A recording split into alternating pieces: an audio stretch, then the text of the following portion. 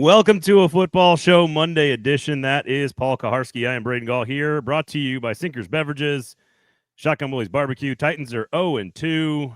PK, afternoon. How are you, sir? I'm all right.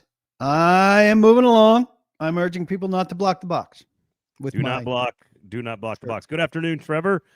Good to see you. If you want to get into the comment section, please do so. We'd love to allow you guys to help direct some of the conversation on the show today, because as you can read on the headline, the Tennessee Titans are broken, and I'd like to know what can be fixed, what is permanently broken, and where we're going the rest of the way. We'll talk L'Jarius Sneed. We'll talk Cam Ward. We'll talk a pretty positive showing by two rookie receivers. There's lots of stuff to get to. The penalties, Brian Callahan, et cetera, et cetera, et cetera, et cetera. So lots of stuff to get to. Sinkers Beverages, I imagine, was a lot of y'all's friend on Sunday. Search Uber Eats when you are in need of a beverage. Do not drive. Just have Sinkers Beverages deliver the booze directly to your house. So I know that you spent a lot of time on your pod. Make sure you check out paulkarski.com and the Paul Karski podcast. I know you spent a lot of time talking coaching hot board. I know Stillman just went off the air, of course, on the 440 Sports Network, and also is seeing a lot of names pop up in his chat. I'm not ready for that, PK. I am not ready for that. Well, I'm not talking about who's coaching this team next year if Callahan's gone. I did indulge some people who want to talk about, who would be an interim coach, but I don't think anything's happening anytime soon. I do agree with the calm voices of reason who said, a widely held belief among the fan population with that they were going to be 0-2 with these two teams starting a difficult schedule, and that the horror over them being 0-2 is a little crazy, given that they've lived up to expectation. Can you live down to expectations?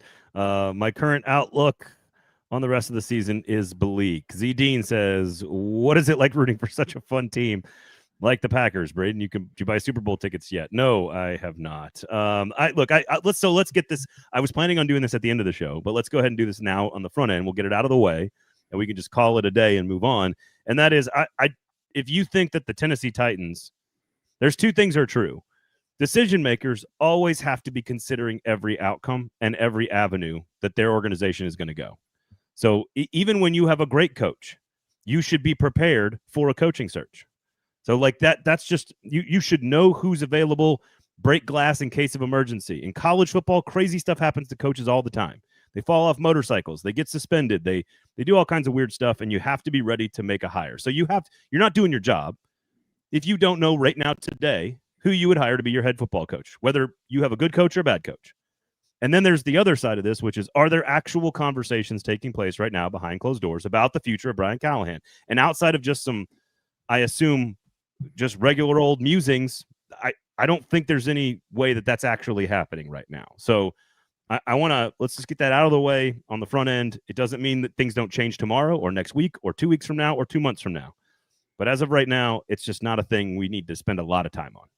Wouldn't be a greatly efficient use of their time, though. Yeah. I mean, they've got a lot of time. Yeah. Here's what I want to say, though. Josh says it for me. The half-filled stadium for the home opener is a tough look, especially when you are showcasing and debuting your new toy, the number 1 overall pick quarterback that is supposed to be the savior of the franchise and does have a lot of ability and made one of the most extraordinary plays I've ever seen in that stadium. I was surprised because the showing for the Minnesota preseason game was pretty good, which was a preseason game. Stafford isn't in the building often, who's a potential Hall of Fame caliber quarterback. So sometimes you come to see the visitor. So a combination of seeing Stafford, McVay's offense, Ward's debut, all of that computed to a reasonably attractive game in my eyes. And people certainly poured out once they felt the tide had officially turned. Not too far into the tide officially turning either. So that wasn't a good look. I've put out an inquiry as to why, and some people rip me for saying this on Twitter, as if it's always said this way. The Titans for a long time have announced tickets distributed, and they announced attendance on Sunday, and not believable attendance number, but attendance nonetheless, as opposed to tickets distributed. Which is odd to me because tickets distributed should be a higher number. No? Yeah. Well, tickets distributed is almost always it starts with the 6, and attendance started with the 5. 59 something. 59 is what they announced. I would guess generously 60% at kickoff. It tends to go up just a couple of as people fill in. There are late arrivers, traffic, construction, all that's probably a factor to all of this. But the one thing that will accelerate those conversations behind closed doors, and this is not a Titans thing or a Chad Brinker thing or a Mike Borgonzi or an Amy Adams Strunk thing. It is every single football organization, college and pro. If you speak with your wallets and there are empty seats for too long, things have to change. It doesn't mean that it's fair. It doesn't mean that it's unfair. It just things have to change when there are empty seats. I don't know if that's the case in 2026 and 2027 for the Titans. As long as seats are selling for 2027 in the new building. Would have been bonus if they were great these 2 years and selling for a crappy old building. But I think plenty of people, I think a good NFL team is going to draw, and a bad NFL team is not going to draw. But I think here their primary concern is that they draw in 2027, whether they're good or not. And it's too early to know what they're going to be 3 years out. So, Derek, we were both there. We're not making this up. The narrative on the fan turnout seems totally overblown. I was there, and the entire lower bowl was full. I disagree with that. I think it was about 85% full. The upper bowl was a little spotty, which is expected for a hot day 3 team. I don't know why the weather wouldn't be a plus yesterday for fans. I don't like the heat, but the club level was maybe 20%, 30%, maybe 40% full. The upper deck was maybe half full. If you move all those fans down and fill up every seat, it was, I thought, for a season opener on a sunny day with a number 1 overall pick, that it was noticeable. We can argue about the numbers and the attendance and the tickets distributed, and I'm not saying anything's going to happen anytime soon.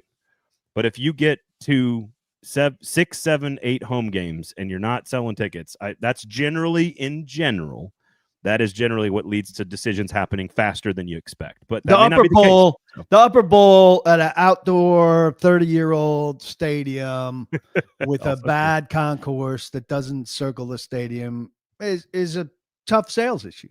I mean, we have somebody in here saying Trevor says they could have a 17-0 season, and I'd still prefer to watch at home. And I think that's a lot of what's going on with ticket decisions in America. I don't particularly like going to games anymore because the people around me know everything and have a constant running commentary.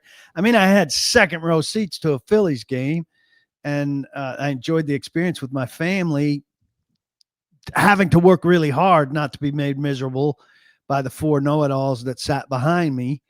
And these were 4 free seats in the second row at Citizens Bank Ballpark, which is a glorious place to watch a baseball game on a pretty nice night in Philadelphia in July. But I just think the going to a game experience in America is not that enjoyable anymore. Yeah, it's tougher. There's no question about that. The cost of the entire thing is through the roofs. Bustin says, are they going to adopt the Falcons like inexpensive concessions concept in the new stadium? Doubtful, but you never know. It's amazing how many people have fallen for this, because I think the tickets to a Falcons game are pretty expensive. So if they've just taken the price of the concessions and put them in the tickets, and you're thrilled by the inexpensive concessions, you're kind of a sucker.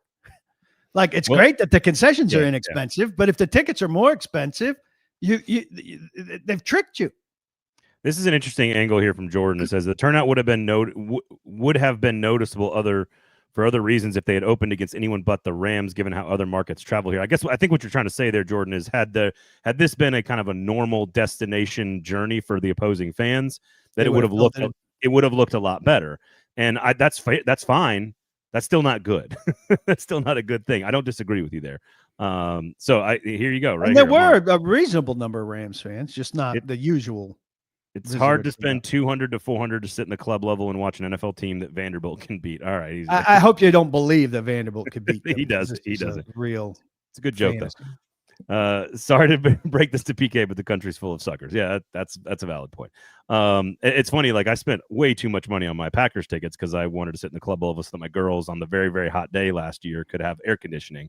And I bought them from a friend of mine, and it was not cheap. It was it's $1,000 for 4 club level tickets. So, all right. So let's talk about Cam Ward. Let's talk about the defense. Let's talk about the penalties. Let's talk about how the game unfolded. Let's talk about the rookies. There's some good stuff. You're going to hear from Tyler Lockett. You're going to hear from Brian Callahan. First up, let's talk Cam Ward, because I know we're both kind of on the same journey here with Cam Ward in terms of the good we've seen, the questions we've seen, and the future we expect.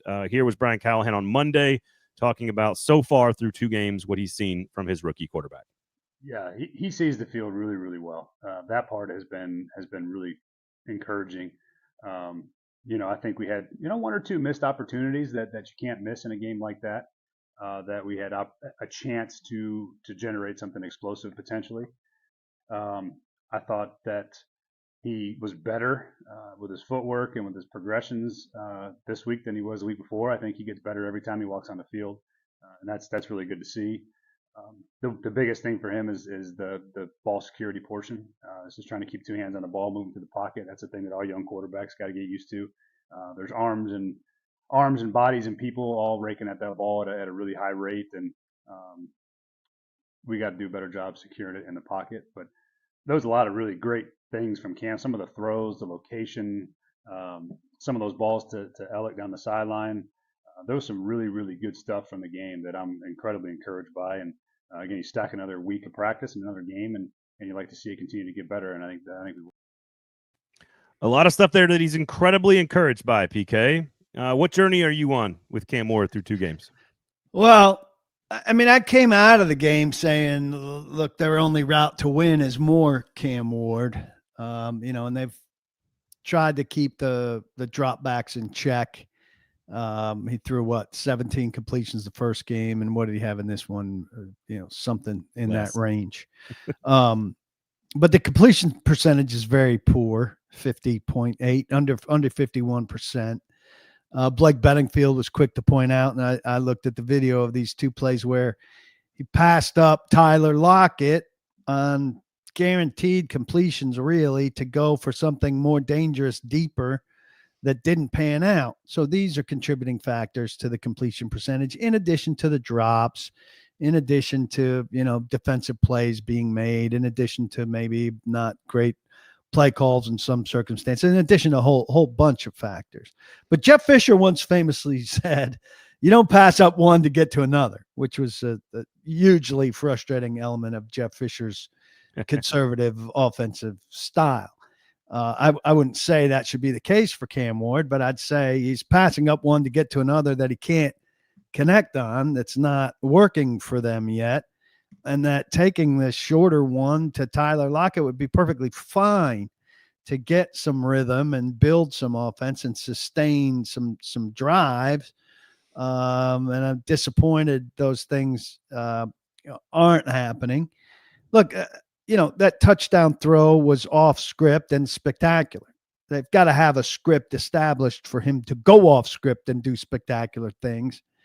But there's not a lot for them to hang their hat on. I mean, Tony Pollard had 4.6 yards a carry, which is a fine number, but he's completely unthreatening. His longest carry's been 10 yards. So for them to have a breakthrough play, seems like it's got to be Cam Ward doing something, and my temptation is to ask for Cam Ward to do more. We're going to be doing this with James Foster. Every single week, there's going to be a film breakdown on the 440 Sports YouTube account where James sort of offers up some exclusive analysis of Cam Ward, the rookie class, some of the development over the course of the year. And I asked him right away yesterday, I said, I want to see from your breakdown this week, I want to see on the plays in which he seems to be holding the ball too long, show me if it's because it's coverage or because he missed it. Right? That's what I want to see. Because I'm not blaming him for that. I think he's a rookie, second game. He doesn't, like, right now, his receivers, other than, Ridley's not catching the pass. He had Chig with the drop yesterday. Pollard, I think, had a drop. So I want to know when those plays happen. Because, like, if you pass up the easy completion, to your point, that's one thing. You pass up the easy completion to take the shot. That's the gunslinger mentality. And maybe sometimes, as Brian Callahan has said many times, you got to be satisfied with the mundane. That's playing quarterback in the NFL. And so that's one thing he has to work on. The other thing is if he's not seeing when he has all that time to throw. And one of them was scheme. Not I'm kind of bouncing around here. There's one where he rolled right, and they had two guys coming out into the, like, one guy at like 5 yards and one guy at like 18 yards on the left side of the formation. And I'm just going, like, I'm not sure I understand that scheme. Like, I know he's good at throwing across his body, but I'm not sure if that's roll, plant, throw, because both guys were wide open and he didn't take the shot. So I want to know, it's one thing to pass up on something that you see. It's another thing to not see the thing you're supposed to and then hold the ball too long. And then there's a third thing, which is the fumble, which is you just got to be better at protecting the football in the pocket. He got a lot of pressure early. That's just a regular old kind of football play. I don't think that's anything that's to be concerned about. And none of this stuff I'm super worried about. It's all stuff he's going to work through. So I do think I agree with you. He is the best option that they have. And frankly, based on Alec Ayumaner's performance in 2 games and DK's performance yesterday to some degree, like, you got to feature the young players here with him. Where's Gunnar Helm? How many targets did he have yesterday? Like, let's get the 3 young guys out there. Let's get the 3 guys out there together, growing together with the young quarterback. Because Ayumaner, let's pump the brakes on number 1 receiver here, but he's got a very good chance to be a number 2, a high-end number 2. And if he can play like he's played through 2 games and get better and all this other stuff, like, let the young guys work together. Because otherwise, I don't know. There's not a lot of things to point to that gets fans excited right now, and that's a problem 2 games into a 17-game season. If you freeze frame Ward when he's fumbling, both the tackles are standing watching their guys on top of Ward, and the 3 interior offensive linemen are like at the line of scrimmage blocking their guys. I think Zeitler was still in the game. But I took the Rams clip of this play. The Titans aren't putting out lowlights on Twitter. And the Rams clip of this play starts late with Cam in trouble and fumbling. And right at the beginning of the clip, Titans interior looks like they're doing their job, and the exterior is getting killed. The fact that Njoku is still their primary alternative there, or is after limited service by Oli Ugo is just really telling. And you hear a lot of stories from them about how tackle depth is terrible around the league, but you got to find some kind of alternatives. I was surprised they didn't try Blake Hance, who's worked primarily at guard, but at least he's different. Ugo's different, but I don't I would have liked to have asked the question today. Ran out of time with Callahan. What is it about Njoku? Did they see some upside that is yet to be tapped? Or is this the best they have to offer in a poor upside world of third tackles? Incredibly frustrating. I'm with you about the youth. I mean, I love that they've got Ayumaner ahead of Jefferson. Chim's doing most of his damage on special teams, where he's been a delight so far and a settling factor. And they need to get more plays. Like, the Rams didn't have more plays. They had 4 more first downs than the Titans, and they could have had more plays, except they ran some series into the end zone where series end and plays run out. On 4th down even. Titans did not do that. Ed Henry says, what value has Bill Callahan brought to the team?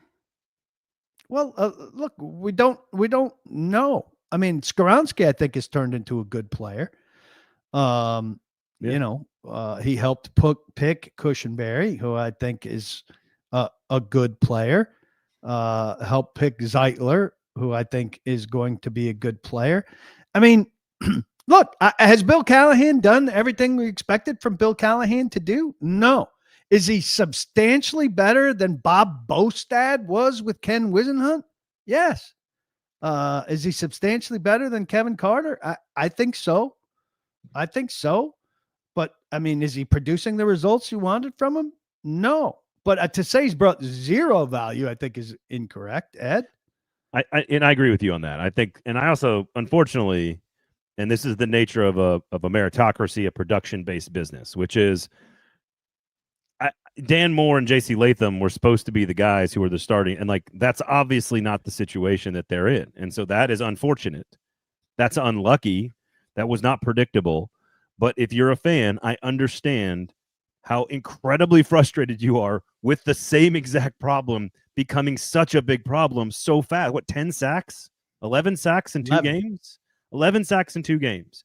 And so it doesn't mean that it's not a little unlucky and it's not Callahan, Bill or the player's failure. It's an injury potentially, or 2, because Zeitler went out for a big chunk of that game yesterday. Cushenberry injured last year. This is unlucky stuff as well as bad stuff. And so all of that's the problem is it's like at the end of the day, you're not able to protect your rookie quarterback when they spent so much in free agency and in the draft to do that. And I understand the fans' frustration in that. The penalties, it's just like they can't do anything if you don't have a competent offensive line. They're not all offensive line. Like Ward scrambled and got tackled 2 yards behind the line of scrimmage. That's not an offensive line sack. Brian Callahan was quick. He did not have that out. His footwork on the scrambling could be better too. Yeah, like he always seems like he's slipping all the time. I don't know. And Adam from Portland saying Bill is no Mike Munchak, not even close. Career wise, he is close. Titan career wise, he is not close. I mean, you're stating the obvious there, but we cannot take what Bill Callahan has done in other places with the Jets, with Dallas, in Cleveland, and say he wasn't good. He was very good. It's Titans style luck that he comes here and has not had comparable success. All right. K-Dot says media said all camp Titans would be able to run and O-line would be better. They did run yesterday. That's one of the few things they did quite well. Pollard had almost 5 yards of carry for Pollard in a game in which they had to throw most of the second half. I thought they were able to run when they needed to. Pollard, I thought, was good. And I think I can't speak for all media. I can speak for this show, you, me, and Sus. And that is every single time we said, and I bet you could go back and check every single time I said, or you or Nick, the offensive line should be better in training camp, but we've been here before and I'll believe it when we see it. All indications are the offensive line will be better. I said, and all indications are it will be better. I still expect it to be better. I mean, those are 2 bad teams for it to start against. The Colts do not rush the passer well. If the Titans are give up 5 or 6 sacks against the Colts, that will be indicative of a problem far more substantial than them giving up 5 or 6 sacks against the Broncos and the Rams. And also, quarterbacks holding the ball for quite a long time, which is part of it. That's not all offensive line. Again, one of them was the quarterback carrying and getting hit 2 yards behind the line. So I know we all want it to be one thing. It's not all necessarily one thing. Cam's got to get rid of some of those.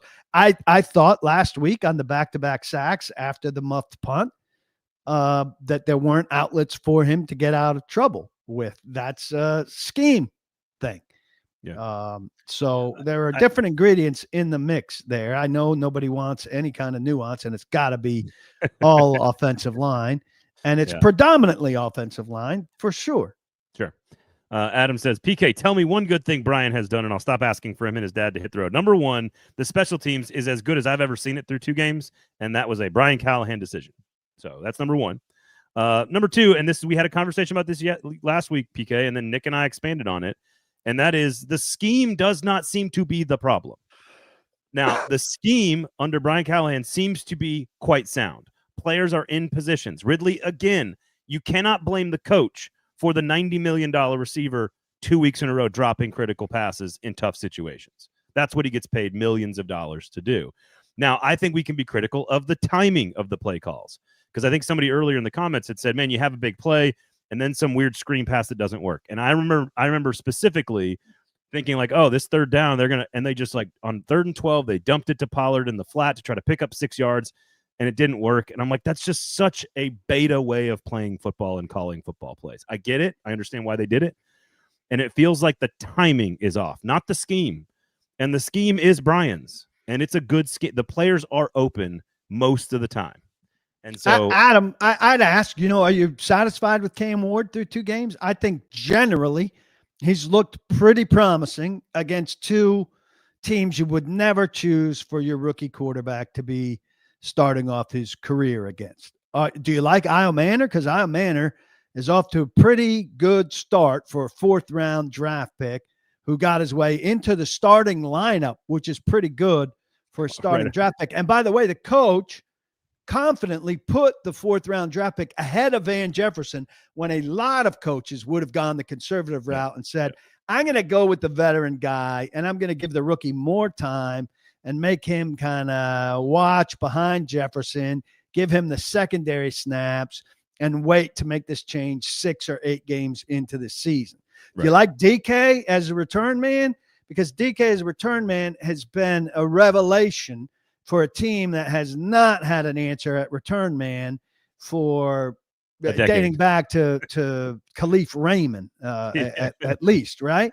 So there are 3 things, and Brian Callahan's fingerprints are on those 3 things. So if you say he's done absolutely nothing, I mean, you're putting me in position to defend somebody I'm not anxious to defend because I'm not satisfied with his work by any means. But if you're saying name one thing he's done, well, I just named 3 things he's done. Right. If you think his fingerprints aren't on Cam Ward, aren't on Alec, aren't on Chim, you're mistaken. Who are you giving credit for those guys then? You're going to circumvent?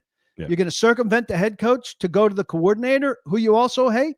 Or you're going to go all the way to the position coaches and give credit to Hardegree and give credit to Tolbert with the receivers and to Fossil for the special teamers. Eddie says they've been up against 2 of the top 3 defensive lines in football. Latham injury sucks, but I'm not as low on the team as the rest of the people in the chat. I think that's up to you guys. You have to decide, sort of where you're at on this stuff, because I understand the frustration. I just think it is premature. And actually, I'm going to see if I can scroll back and find there's a comment here from Mason, I think, that says, everybody's calling for Brian Callahan's job. Is it even responsible at this point to fire him when we are trying to rebuild with a rookie quarterback? And to me, they made that decision, PK, in the offseason. Yes. When they decided to keep him, they could have cleaned the entire thing out. And they said, no, we're going to keep the scheme the same with Denard Wilson and Nick Holes and Brian Callahan at the top. Bill Callahan supporting the O-line. We're going to bring in Fossil to fix the special teams, which has worked. This was their plan.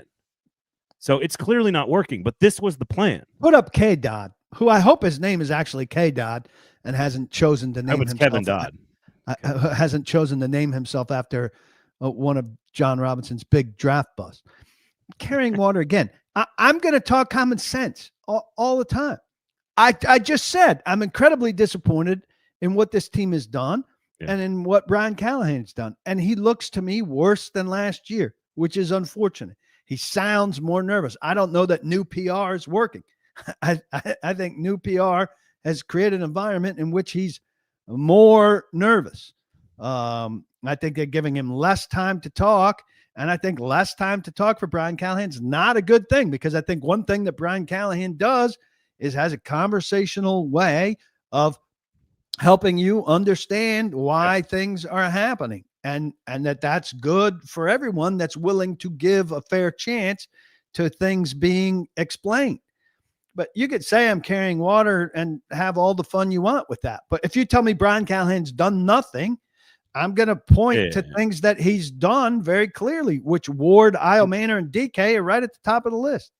And again, I think you and I'm with you. I don't want to be in a position to defend anything I've seen in the first two games. Now, there's some things that, to your point about nuance, which is completely dead, of course, in 2025. It's not all one thing. It's a little bit of everything here. And certainly eventually, like if a backup offensive tackle continues to jump off or false start, is that Brian Callahan's fault? No. Not directly, but eventually the team being undisciplined and making mistakes constantly and having penalties and self-inflicted wounds after you spent all season telling us and explaining why those are the things you're focused on and you haven't worked them out of the problems, that's a concern. Again, the scheme to me, not a concern. The timing of the play calling, more of a concern. Go to Amar here. People keep repeating this stuff as fact. He says Amy wanted to keep him. Chad Brinker wanted to fire him and clean house. Amy needs to sit back and listen to the football people. None of this is in fact. None of this has been presented in fact. There were discussions about firing Brian Callahan, and they decided to keep him. Of course, there were discussions about firing the head coach. Sure. After 3-14, they decided to fire the general manager, keep the head coach. We don't know who was pushing to fire him, and we don't know who pushes to keep him. We know ultimately the decision is made by the owner of the football team. But for you to just spit out things like they're in evidence when they're not is irresponsible. And when you put it in there, we're going to put it up, and I'm going to call it irresponsible. It's you carrying water, Paul. Stop carrying water. You believe it. That's fine that you believe it, Amar. You believe it, but that doesn't make it fact. You can believe all kinds of crazy shit, but it doesn't make it fact. You believing it doesn't mean it's been reported as fact. PK, you must not spend any time on the internet in 2025. All you have to do is believe it, and it's real. That is just sounds like something Amy would do, he said. Well, Sinkers Beverages, if you need a drink after this conversation and after every game you're watching for the Tennessee Titans, make sure you check them out. Sign up for the In Crowd. The In Crowd is a fantastic sort of it's like a benefits rewards program for the In Crowd. They only send a couple emails a year, but you get really good access to really good stuff. Like if I'm a bourbon guy, if you're a bourbon person, they've got great access to great bourbons, but also other things. They've got fantastic wine specials. They got tastings on the weekends. They got all kinds of events they're taking care of and handling. They've got a huge THC corner, huge beer fridge, award-winning beer fridge, I might add. You can walk in. It's got literally, you got Asheville brews, you got California brews, Denver brews, and a ton of local stuff. So go check out the Sinkers award-winning beer fridge. They got RTDs, they got mocktails, they got all the things you might need to fill out your bar supplies. They've got that kind of stuff too. And they got pretty good merch, even though Paul doesn't like my hat. It's a very nice hat. Terrible. So they got cool stuff. So check out Sinkers Beverages. Sign up for the In Crowd. Search Uber Eats. Have those Sinkers Beverages delivered directly to your house. Shotgun Willie's Barbecue. 11 a.m. to 3 p.m. Wednesday. Wednesday. You can't keep it straight. How are these people going to keep it straight? That's valid. That's a valid point. Wednesday through Sunday, 11 a.m. to 3 p.m. Award-winning brisket. Go check them out. Just 10 minutes north of Nissan Stadium. All right, so let's hear from Callahan on adjustments, because I think this is the other thing that if you're going to be critical of Callahan through not just his 0-2 record this year, but also the worst record in the NFL last year, I think this is one of the big ones. And this is about protection and the offensive line, but it's also about adjustments and their process throughout the game. Here was Callahan today on adjustments. I mean, I think I've kind of jumped down this road before with what that looks like. I mean, those adjustments are ongoing. It's constant. Very rarely. I mean, halftime feels like it's about 5 minutes long by the time you get in there and make any adjustments that you haven't made yet. You know, really, we're adjusting in between every series. We're going through the looks that we got the series before, what the next calls are that are coming up, where we want to head, what direction, how they're playing us, how do we counteract it. Those things are sort of ongoing conversations.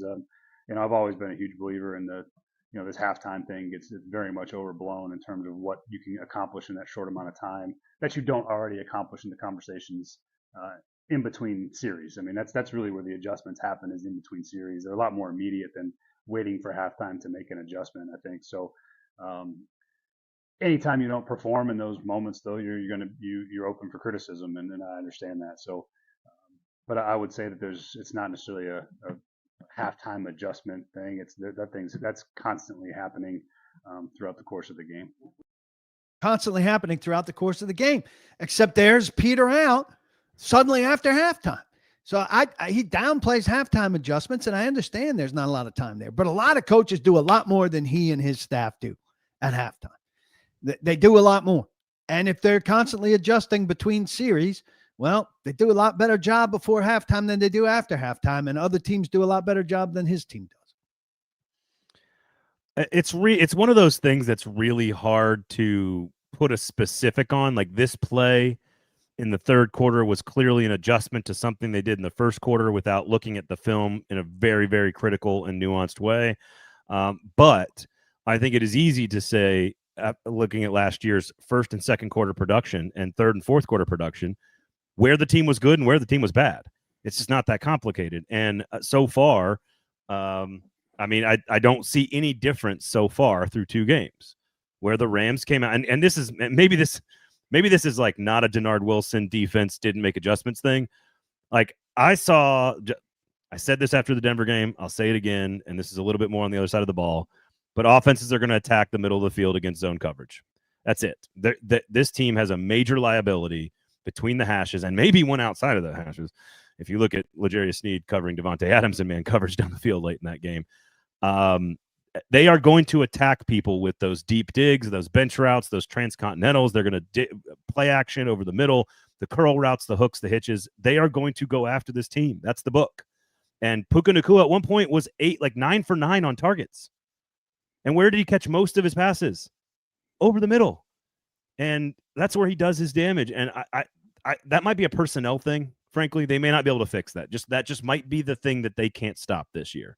But that's a thing that the Rams came into the game seeing and then kind of continued to go to Nacua throughout the course of the game. And the Titans didn't really make a great adjustment to any of that. Yeah.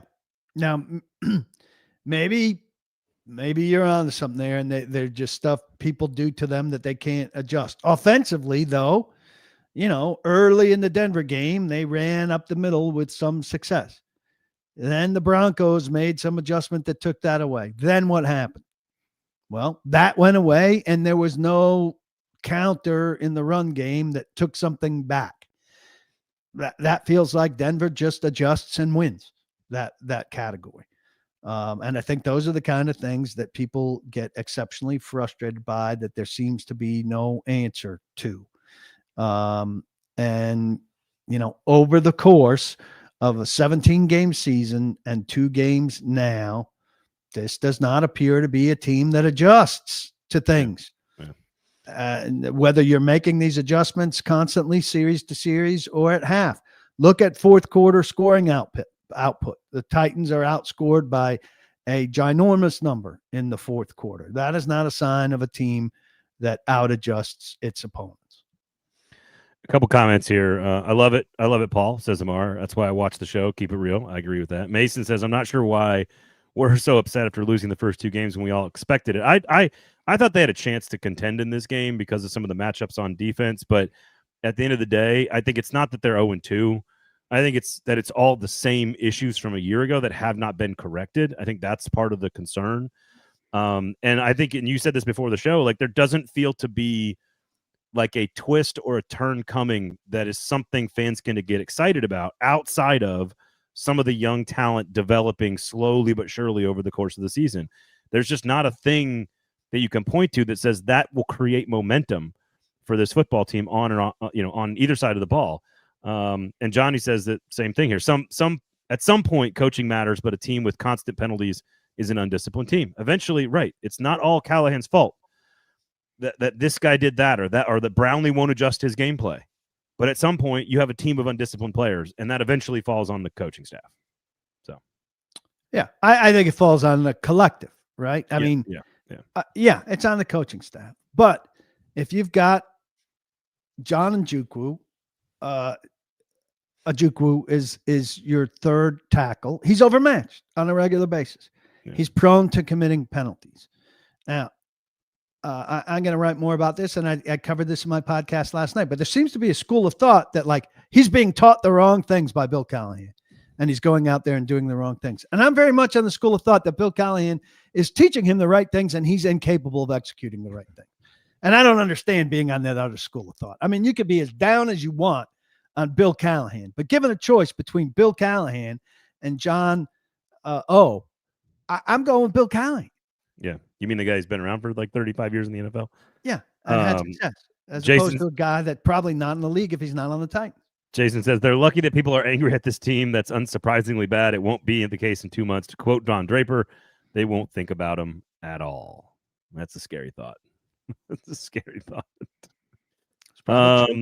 JR says this team is lost in the sauce. They have no identity or discipline. I have a strange feeling we are in for another 3 or less win season. Look, I thought we were in for 5 or 6. So it's not like I can sit here and say I thought this team would be dramatically better than what we've seen so far. I can't say that. I am not surprised they're 0-2. I'm not surprised that the offensive line is struggling.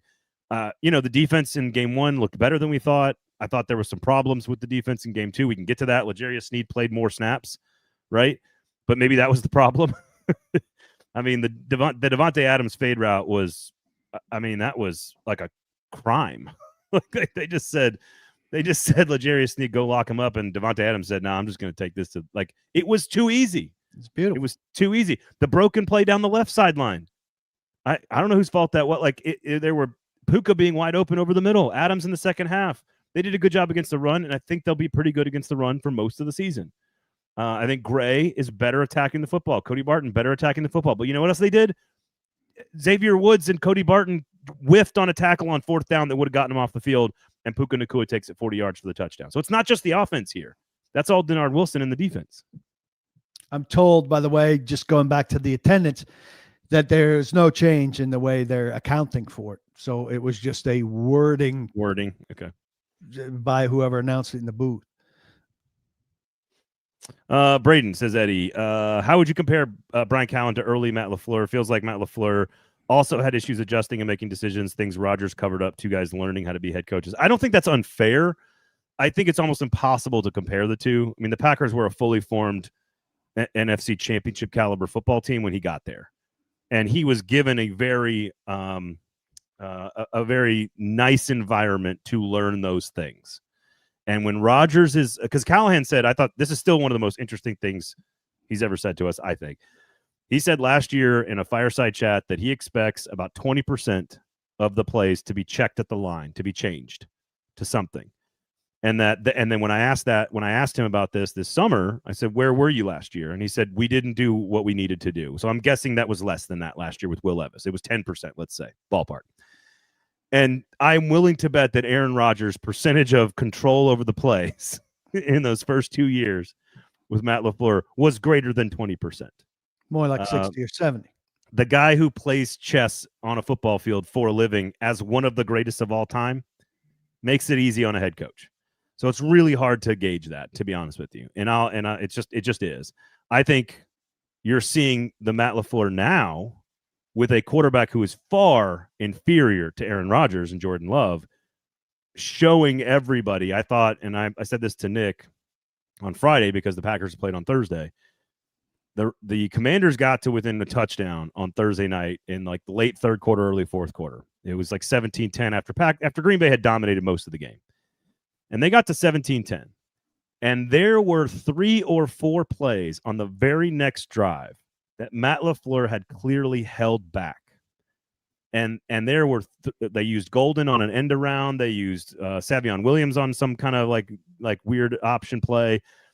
And they went right down the field and retook a 2-touchdown lead in the most critical of moments.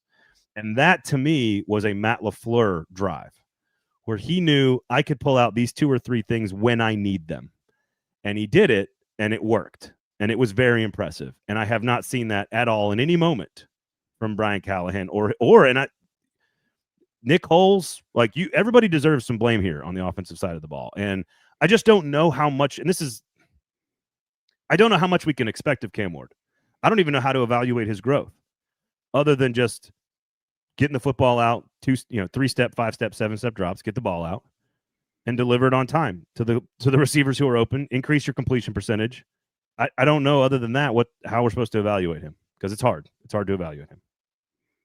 Very hard. There are a lot of things that are generally hard to evaluate. I mean, I don't think it's hard to evaluate the pass rush. We didn't expect much, and we're not seeing much. I think if the Titans can't protect against the Colts, that will put them at a very, very, very low level.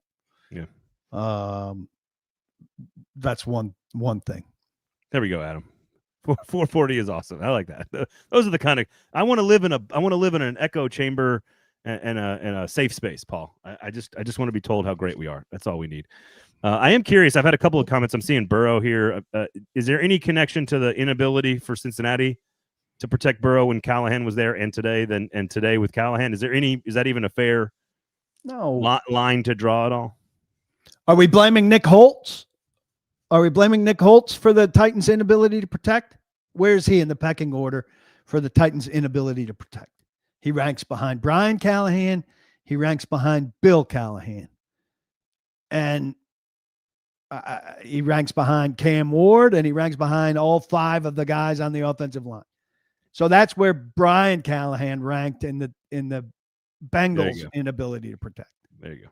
I just wanted to make sure I bring that up because that is top of mind now that Burrow's out for 3 months and he was constantly beaten around when Callahan was there. All right, anything else on the defense that you want to touch on?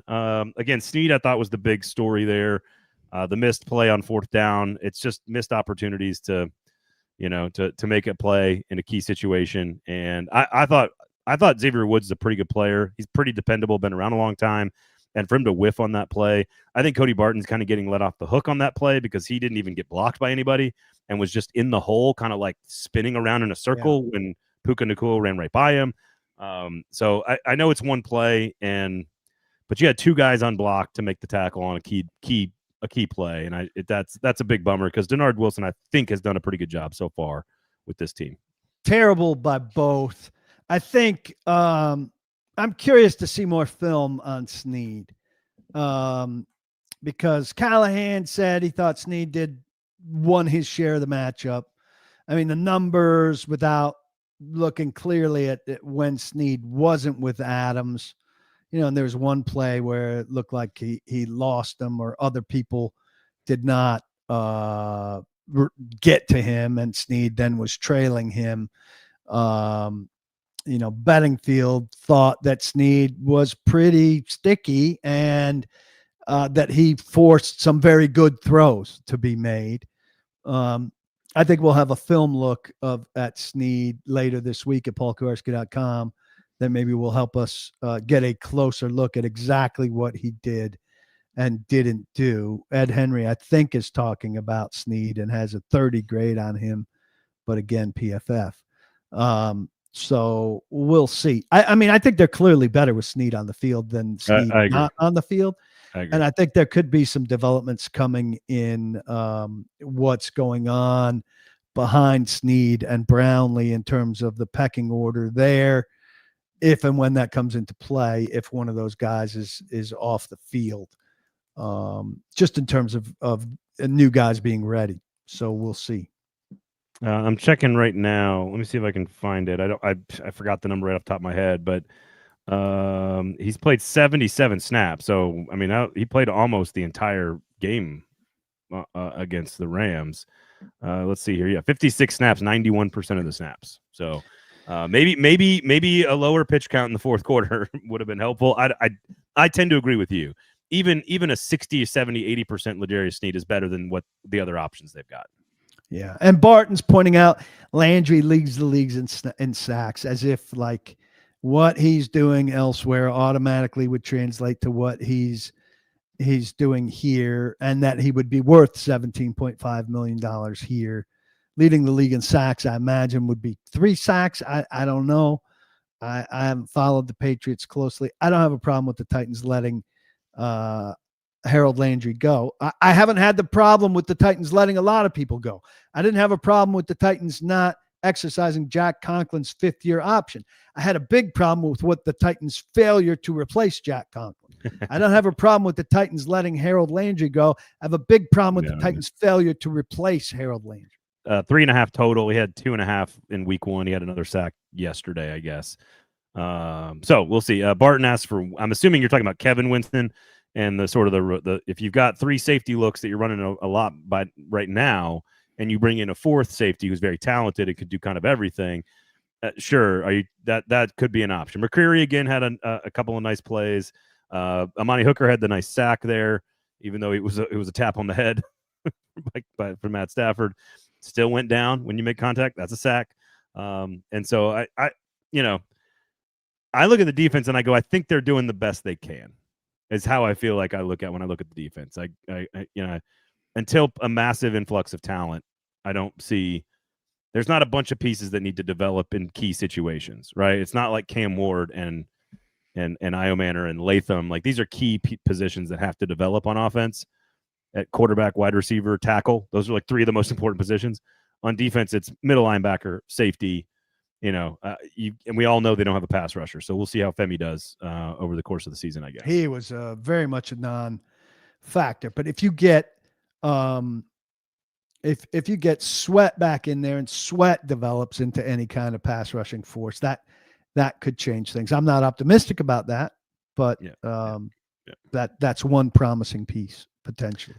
One of the things, and I just wanted to point this out because I think we had brought it up earlier. You mentioned the Denver Broncos game and how they ran the football well down the middle. I think we can kind of expect a lot of the same things, which is Cam Ward to kind of hold the football a little too long, run the football between the tackles, look for the rookie pass catchers, DK, Iomanner, and Helm to develop. I don't know what you do about Ridley, but Nick said this on Thursday's show, which is it takes him a lot to say, hey, I'm concerned about something, right? Like he's not a hot take artist at all. And our conversation centered around the adjustments to the adjustments, anticipating the adjustments and knowing what's going to happen and what's coming, and can you be prepared for that? And he was he's like, there's no evidence so far that this coaching staff is able to do that. And I think that ultimately is kind of a fine point. I think ultimately that's where we are with this, which is there's too little talent at key positions. The young players need time to develop, which sucks because you need to be patient.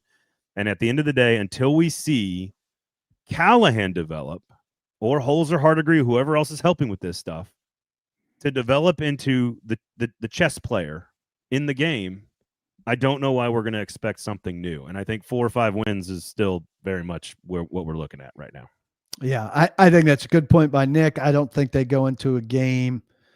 There's no evidence that they go into a game saying we're going to do this, and then what they're going to do to counter that is this, and then what we're going to do is that. Yep. And that's professional football coaching, and it doesn't feel like that's what the Titans are getting. Sinkers, Beverages, Shotgun Willie's Barbecue. Just want you guys to go check out 2 local and amazing sponsors. Braden, how would you describe the Sus versus PK shows? Shag carpet, quirky and stylistic versus sandpaper, confident, grating, but necessary. It's pretty good. It's pretty good, Jordan. Well, it's funny. I love I'm not saying shag this. Carpet. I'm not saying he is definitely shag. But shag carpet makes you think, like you wonder about stuff. I love, and I'm not just saying this because I'm on the show with you two, but you're 2 very, very good reporters. And that's number 1. Number 2, I really enjoy how different you guys see things in general. And it doesn't mean that you disagree. It just means you come at things from a different angle. And your experience and his quirkiness and your directness and his pedantic nature, like it's just, I get 2 very different workouts on Monday and Thursday. And I really appreciate that. I hope the audience really appreciates that. It was what we were doing when we put it together. And I don't think you guys are any less, like, I don't think you see the game differently or have different opinions and disagree on things. I just think it's how you go about it is very, very different. And I really do appreciate that. And I hope the audience does as well. Well, I saw Nick today. He's sitting a row ahead of me, and he's talking about Callahan was maybe a couple minutes behind coming into the press conference. And he said, oh, this is going to let me finish this spreadsheet. And he was working on something penalty related or whatever. And he hit the button, and a big graph of dots came up on the screen. And I was like, my God, this is so far from what I'm capable of doing and the way I'm capable of thinking. So you really are getting vanilla and chocolate. He did like a whole spiel about like he went and interviewed like a psychologist around hope, and like hope as a science. He investigated hope as a science. That's a good idea too. He's got good ideas, and he's a smart dude. He did, and he did another one where he did all kinds of variables, like every single first-round quarterback drafted in the last 50 years, and all the variables that indicate success and failure. And he came up with like 4 different things. And this is I need to get with him on this week, which is the quarterback has to start from the beginning. That's one of them. The quarterback has to be good enough to start from the beginning and is going to throw a lot of interceptions in year 1. Those are the things that Peyton Manning did and all these other great quarterbacks that started. They were good enough to start right away, but they had to make mistakes. They had to learn from their own mistakes. And those are just 2 of them. That he and I can revisit this as the season goes on. But so far, like I don't think I've seen anything that says that Cam Ward can't be the starting quarterback for the Tennessee Titans for 10 years. I haven't seen anything that says that yet. And that's that's a major positive, frankly. Let's leave on a high note here. I don't know if there's any other positives you have, but the fact that we can sit here and say, well, they might have their quarterback is a pretty big thing to say. It's hard not to be impatient. Hard not to watch and be impatient because there's nothing else going on. Not much. Barton says at least the left guard is good. Oh, that's the wrong one. He says, I wish, he goes, at least Skoronski is good. Is it encouraging that Latham has not been put on IR yet? Well, sure. It means they think he's going to miss less than 4 games. But, that strikes me as something that's going to nag. Don't like nagging. Yeah, I agree with that. Thoughts on playing for the field goal before the half? I don't think you can be super angry at him for being too aggressive one half and then not aggressive enough the next half. I find that's I do. I think backed up versus going in are 2 different things, and I don't see why you don't take a shot there, given Sly's leg. Fair enough. Although, so here you go. 440 now has meals like the New York Times and the Washington, though that's the Wall Street Journal with PK and so I don't know who's who in that analogy. I feel like it's more like the New York Times and the New York Post. But anyway, I'll be the Times because I grew up on the Times. And then dessert with Stillman, but too much dessert is dangerous. I agree with that. Derek, I don't have time to repackage. I eat dessert and I don't eat that dessert. So yeah. Brian's route combinations are harming this team. They're taking too long to develop, especially the run plays. If I don't want to relive the whole show, Derek. The route combinations on the run plays are taking too long. I don't get that. Well, I think he's saying 2 different things there, maybe, Derek. But I think one of the few things that I like about Brian Callahan is the scheme. I feel like the players are put in a position to make plays. Calvin Ridley hasn't done it. The offensive line hasn't done it. The quarterback occasionally has made mistakes. The running game was pretty solid yesterday. Not great, but solid. So I'm not sure I'm on board with that yet. That's the one thing I trust Brian Callahan to do is scheme up throughout the course of a week the proper scheme to attack a defensive film. The initial proper scheme, let's say. Exactly. It's the install that has generally been sound. It's what you do after that is the problem. Let's see. How do you separate not planning, not adjusting versus the team, which is bad, and you expect the talent to win out eventually? There's not really an evidence that you can take from much of the quarter-half splits. I don't know about that, but I didn't get that. Yeah, there you go. Russ, just sit a few plays out. Next time. Come back to us with another one. All right, what else? What else we got? Any other positives you want to leave on here? I feel like we should leave on a positive. Sinkers Beverages, Shotgun Wings Barbecue. I'm not big on leaving on a positive. PaulKarski.com. I'll leave that for you. Special teams have been a nice turnaround. And that shows, on some level that Callahan's capable of fixing something. Now, that's a big offseason fix. They went out, they got something, it fixed it. They didn't go out and get a 3rd offensive tackle to fix it. They didn't go out and get an edge rusher to fix it. So that's how you fix something. You go in the offseason and you get it. Yeah. I was looking for some sandpaper. I know you're the sandpaper here, and he's the shag carpet, but confident, grading, and necessary. So the Monday edition of a football show. There you go. All right. What else you got coming up on the website for the good folks, PK.com?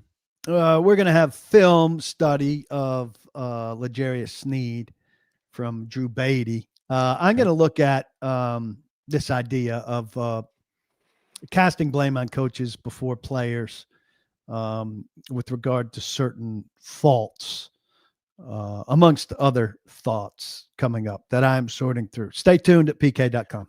I bet you Sus could have like a whole spreadsheet for us where like this percentage, like if it's this percentage of pre-snap penalties goes on the head coach and this percentage of effort penalties goes on the player. And he probably has a whole breakdown there. But unfortunately, that is the truth though. Like, you're not as upset at effort penalties. You're very upset about pre-snap penalties, and who's to be blamed for that? Kind of everybody. I think fans are and many of the people that we deal with are, they go right past the player to the coach. I agree. And on a lot of instances, on a lot of things. What can Brian Callahan teach Calvin Ridley right now? I'm not trying to be a defender of the coach here either, by the way. No. I hate that we're doing this, but like, what can the coach calm down, stay focused, find kind of a mental comfort zone that lets you do the things we've seen you do in practice in a game? He should be talking to a sports psychologist. You're talking about Calvin? Yeah. I don't understand the drops. It is what it is. That was not a high note. We did not leave on a high note, but there you go. All right, so here's the other thing, and I meant to ask this at the front of the show. I apologize, but if you guys are still watching, Eddie and Ross and Barton and a lot of you folks, I would love to know sort of when is your ideal time for us to be on the air. We've got some Titans media availability issues on Mondays, and so if you want to come and hang out with us on Thursdays and kind of comment about this, I'd love to hear more. We've got different options. Home games on Monday. Would you rather have us go Monday morning right away? Would you rather have us in this time slot, kind of in the afternoon? After Tuesday, Callahan. After Callahan has kind of explained a little bit more about what happened and some of the game planning. And then, Tuesday morning is an option as well. We're just because the Titans kind of put their availability right in the middle of when we normally do a show. And PK's on the road a lot. We're just trying to figure out what's best for all of you guys. So you tell us when you like the product. If you want to tweet at us at Paul Karski NFL, at Braden Gall. If you're YouTube comments, Monday afternoon, says Mark. That's good. That's good feedback. If you want to tune in on the Thursday morning show with me and Nick and kind of give me some more feedback, I apologize that I did not ask this at the beginning. I was going to do that. We got right into, hot seat conversation 5 seconds into the show. Vote for Monday, 3:00. Monday afternoon, Tuesday morning is I think a good one, but definitely after Callahan, that's a good vote there. So y'all just keep them coming. Reach out to us any way you can, and we will kind of try to organize as best we can around what you guys want. It sounds like Monday afternoon is the winner here, PK, so far. Early returns. Otherwise, for Paul, I am Braden. Thank you all for listening. Shotgun Willie's Barbecue, and of course, Sinkers Beverages. Stay tuned to all the great shows across the 440 Sports Network, paulkarski.com. We'll be back on Thursday to talk more Titans going into week number 3. Thanks for listening. Thanks for hanging out. We'll talk to you next time. See you.